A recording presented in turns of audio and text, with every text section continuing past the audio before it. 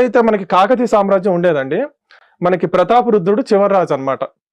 సుమారుగా 8 యుద్ధాలు ఢిల్లీ సుల్తాన్లతో చేస్తారు ఆయన ప్రతాపరుద్రుడు. చివరి యుద్ధంలో ఓడిపోతారు. ఓకే. 8వ యుద్ధంలో ఓడిపోతారు 1323లో.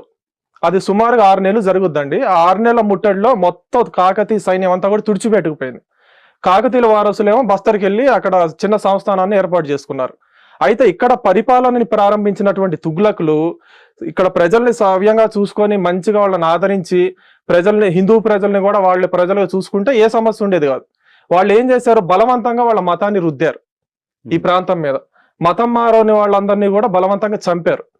బ్రాహ్మణుల చేత ఆవు మాంసాన్ని తినిపించారు. మనకి హిందూ మతంలో ఆవు అనేది చాలా పవిత్రమైనటువంటి జంతువు మనకి. సో అలాంటి ఆవు మాంసాన్ని పూజారుల చేత, బ్రాహ్మణుల చేత బలవంతంగా తినిపించేవాళ్ళండి. అలాగే దేవాలయాల్లోకి వెళ్ళి బ్రాహ్మణుల యొక్క, పూజారుల యొక్క శిరస్సులు ఖండించేవాళ్ళు. బ్రాహ్మణ స్త్రీలని